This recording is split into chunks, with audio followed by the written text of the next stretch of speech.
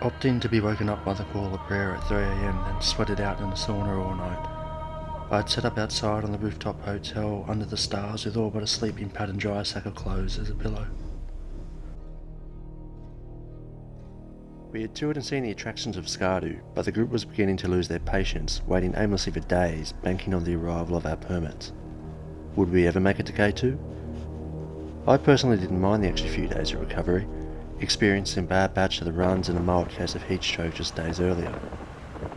The arrival of our permits had everyone springing with itching feet, bags hauled onto convoys of jeeps, setting off on empty stomachs for a much anticipated 6 hours of jagged jogs, bumps and bruises against the cage entrapment.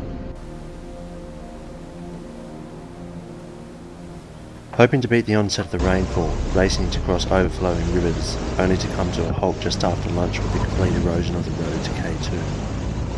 So we've just started the journey towards K2 base camp, but at the moment those journeys seem to be washed away. With no sign of rain clearing, we crammed together like a tin of sardines for the night in the confined space of a couple of rooms split between a double dozen. Plans unknown. Grabbing the local pickaxe, I start swinging at the newly formed embankment. Ash is down there and so is Liam. Good on those guys. Look at that, really getting tucked in. Down the bottom of the hill on the river back here. The two Aussies and a Brit lead the charge along with the guides. So we've just finished preparing the road towards K2. Shifting stone by stone, hands scathing scratches, blisters bubbling and bursting, we rest for a brief moment.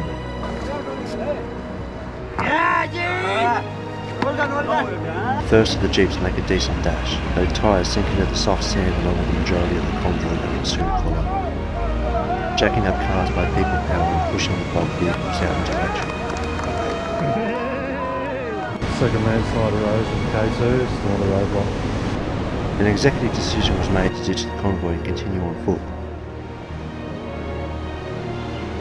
I follow the sounds of the raging rapids below, dipping down with the rolling hills, the glacier's presence prevalent as the temperatures plummet with the crushing of the water against the riverbank. About 10:30 PM at night, we just installed the ladder to get across the final roadblock towards K2.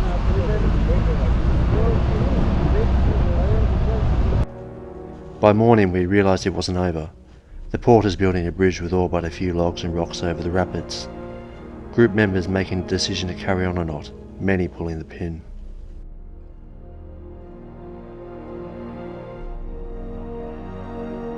We crossed before manoeuvring and holding on for dear life around the cliff fence for one last jeep ride. Finally, we had arrived at Ascoli, starting point at K2. Group discussions throughout the ordeal and the following morning meant for an accelerated program to stay on track. With no rest days for recovery and acclimatisation, the group of 33 had now reduced to 19. The following morning, the only thing more eager to depart? My bowels, and their urge to race to the bathroom for what seemed like an onslaught of a 3-course meal of laxatives. I slumped defeated against the trees before mustering the motivation to continue with the trek.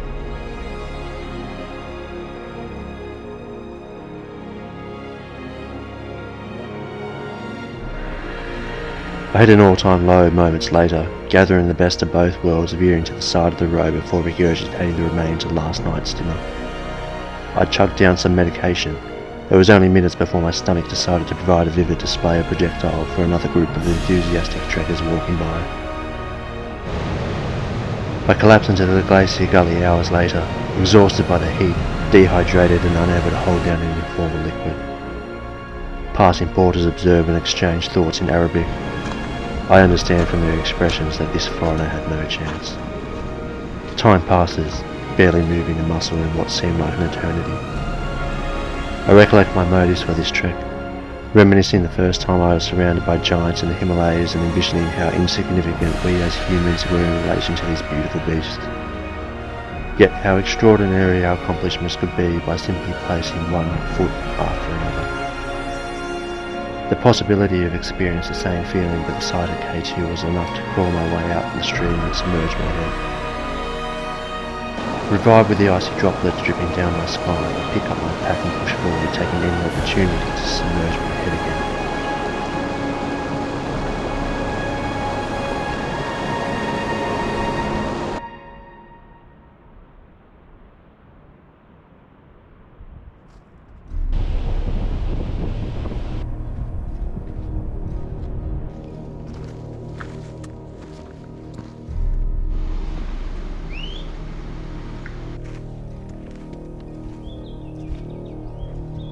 Appetite tainted, my stomach triggered with the smells of spiced potato curry for breakfast.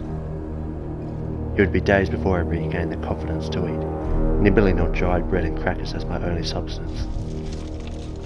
The undulating glacier minefield, turquoise lagoons and sharp peaks distract my hunger as every foot concentrates on the unstable rock and slippery ice fields. Remarkably, I keep a steady pace the following day, perhaps a surge in optimism overcoming the battle, though the altitude and lack of energy gradually taking its toll on the wall. I skip an optional acclimatization hike and nap at any opportunity. The temperature plummeted into the night, but the enthusiasm enhanced as the group established the inaugural rules of the card game shithead, soon to become a ritual before every meal. The chefs cook up a treat as I gorge myself on greasy fried potato chips, enough to dig in subconsciously without hesitation, breaking my 4-day dry appetite spell.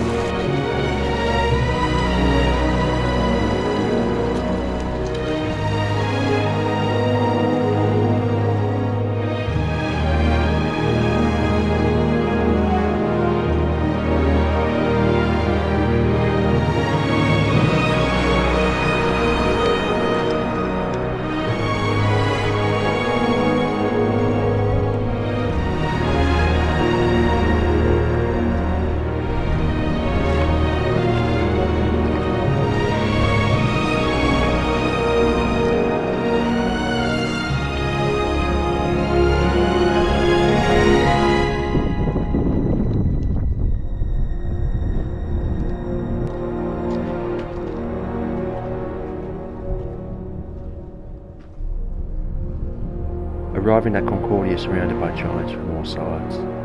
Their jagged peaks pierce the sky above, the savage mountain shy to greet. Covered up with swelling clouds, her navy rolled broad peak makes an appearance before a warm glow ignites gush and boiling fall.